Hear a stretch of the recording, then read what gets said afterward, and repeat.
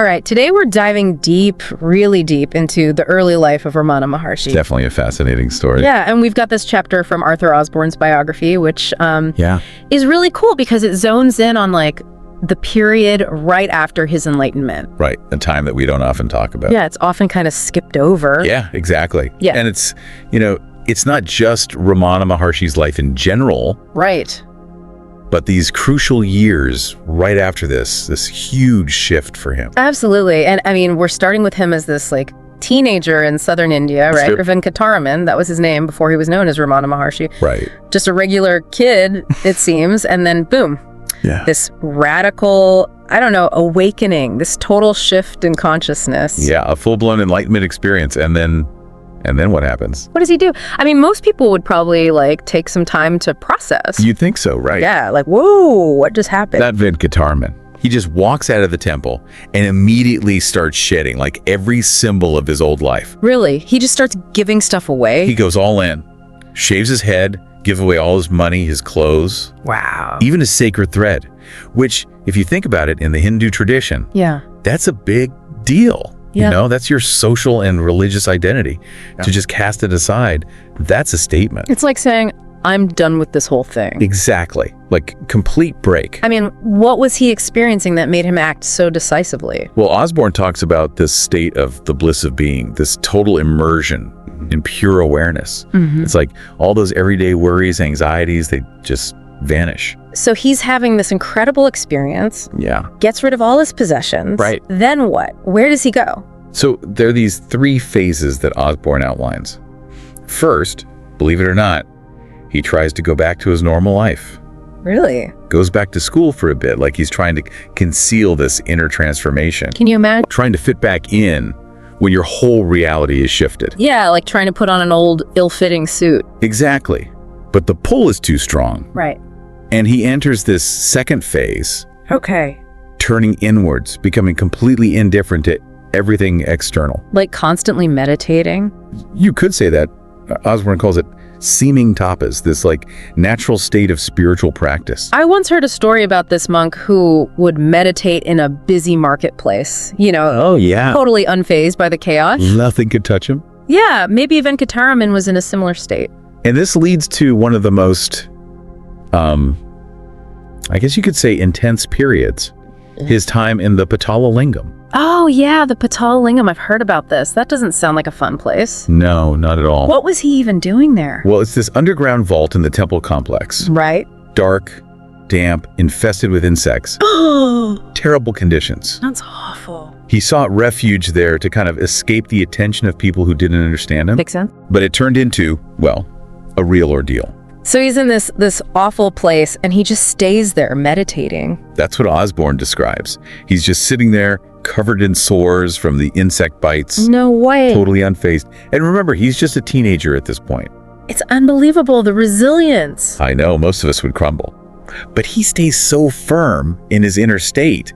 It's amazing. Yeah, that says a lot about what he went through, Right, about the depth of this transformation. The Patala Lingam, it's like a turning point, right? Yeah, it's like a crucible. I mean, think about it. Physical suffering, terrible conditions, but his inner peace doesn't waver. He's completely detached. It's detached from the external world, but connected to something deeper. Exactly. Absorbed in the bliss of being. It makes you think, what is true peace? Is it about our environment, or is it something within us? That's a great question. It's like maybe peace isn't always about comfort. Yeah. Sometimes it comes from like going through the fire. Exactly. Venkataraman and the Patala Lingam, it's this powerful image. Yeah. True strength isn't avoiding suffering, but how we respond to it. Right. Even amidst chaos and pain, you can find this inner peace. So how does he get out of this subterranean prison? Well, this guy, Venkatachala Mudali, stumbles upon him, and it's just horrified by what he sees. Oh, wow. He alerts others, they pull Venkataraman out. Okay. But even then, he's still so deeply absorbed, like oblivious to everything around him. He's rescued, but it's like he carries that Patala Lingam experience with him. In a way, yeah. Yeah. And that's where things get really interesting. Because this state, this silence, it starts to draw people to him. That's so fascinating. Even though he's withdrawn, he's still radiating something powerful. It's almost a paradox, isn't it? He's not preaching, not performing miracles, just being. Yeah.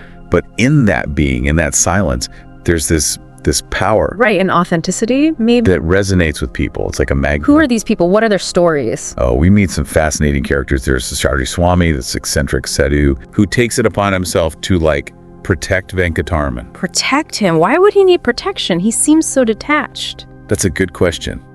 Maybe he sensed some vulnerability despite the inner strength. I see. Or maybe he just recognized the depth of what Venkataraman embodied. It's like even in silence, he was making this huge impact. Absolutely. Yeah. And that's just the beginning. More and more people will be drawn to him, each looking for something beyond words. This is already so intriguing, and we're just scratching the surface. I know, right? There's so much more to uncover about these early devotees and how their lives intertwined with his. Oh, definitely. This is going to be good. Yeah, this is just the start of a really, really incredible journey. Okay, so let's keep going. Let's do it. Okay, so we left off with all these people being drawn to Venkataraman, right? Yeah, to his silence, to his presence. Even though he was so withdrawn from the world. Right, like a magnet. It makes you wonder, did he ever actually speak? Or was it all just like vibes? Well, there's this great story in the chapter about this devotee named Venkatarama Iyer, who was like the head accountant at this local office. Really? So someone with a pretty, I don't know, worldly job was drawn to Venkataraman? Oh, absolutely. Yeah. Venkatarama Iyer was totally devoted. He'd come meditate with Venkataraman every morning before work. Wow. But he was also really curious about him. Yeah. Wanted to know his name, where he came from, all these details that nobody seemed to have. It's interesting how even people drawn to his spiritual side, they still wanted to know the human side. Totally, right. It's like this natural curiosity we have about people who seem to transcend ordinary life. Makes sense. Now, Venkatarama Iyer knew that Venkataraman could write. He could. I didn't realize he wrote. Yeah, which in itself was a surprise to people because they thought he'd given up all worldly things. So did Venkatarama Iyer try to, communicate with him through writing? He did. He kept asking Venkataraman to write down his name and where he was from, pleading with him. And what happened? For days, nothing. Venkataraman just wouldn't respond. Can you imagine the frustration? Oh, I bet. Like this burning desire for information, but just met with silence. Talk about a test of patience. Right. Finally, Venkatarama Iyer is like, I'm not eating, I'm not going to work until I get this information. Wow, that's dedication. Total commitment. And you know what? It worked. Venkataraman finally gave in. He did. He picks up a pencil and writes, in English, clear as day, Venkataraman Tiruchuzi. Hold on, English. He knew English. Yeah, it blew everyone's mind because nobody knew. This silent sage who renounced everything, he's got this, secret knowledge of English. It really flips the script, doesn't it? Yeah, we think of spiritual realization as this rejection of worldly stuff, but here's Venkataraman showing us it doesn't have to be that way. Exactly. Can knowledge be part of the path? Or is it all about letting go? What do you think? It's a good question. Maybe Venkataraman's life is showing us there's a different way to look at it. Yeah, it's not about rejecting knowledge, but understanding its place. Right. Maybe wisdom is knowing when to use it and when to go beyond it. Okay, so he knows English. What about Tiruchuzi? That doesn't sound like an English word. No, that's where he's from. And get this, Venkatarama Iyer reads the note and he's like, wait, how do you spell Tiruchuzi? Yeah. Specifically that ZH sound. And what does Venkataraman do? He picks up a copy of the Periya Puranam, this Tamil text, and points to the exact letter. The book that had such a huge impact on him before his awakening. I know, right? It all comes full circle. There's something really beautiful about that. It shows this depth, this connection to language. This wasn't just some kid who rejected the world. Right. He had knowledge, education, a whole history that we might not expect. It makes him more human, For sure. It shows that even those who reach these incredible spiritual heights, they have a past, a story. Absolutely. So we've got this silent sage who knows English, understands complex Tamil texts. Yeah. What's next? Where does he go from here? Well, he and Palaniswami, his dedicated attendant, they moved to this mango orchard for more privacy. Oh. And this is where things take another interesting turn. Because Venkataraman, who we thought had transcended all this worldly stuff, Yeah. he starts acquiring even more knowledge. He goes back to reading. What happened? It wasn't for himself, though. Palaniswami was having trouble with these difficult philosophical texts, and out of compassion, Oh, wow. Venkataraman starts reading them and summarizing the teachings for him. So he's using his knowledge to help someone else on their path. Exactly. not for personal gain, but as a tool to help others. It's amazing. It makes you think about why we seek knowledge. Is it for ourselves or to contribute to something bigger? Such a good question. I mean, is that not the essence of enlightenment? Yeah. Using what you understand to help others. This story is just full of these thought-provoking moments. It really is. It makes us question what's important on the spiritual path. Is it isolation? Or is there this balance between inner peace and engaging with the world? Venkataraman seems to embody that balance, doesn't he? Totally. He wasn't trying to escape, but to transform his relationship with the world. Yeah. To bring that inner peace into every action, every interaction. We've covered so much, from his renunciation to the Patala Lingam to his hidden knowledge and his compassion. It's been quite a journey. But there's still so much to uncover, right? Oh yeah, we've only just begun to see the impact he had on the people who came to him. We've covered so much ground, from his renunciation to the Patala Lingam to his hidden knowledge and his compassion for others. It's really been quite a journey.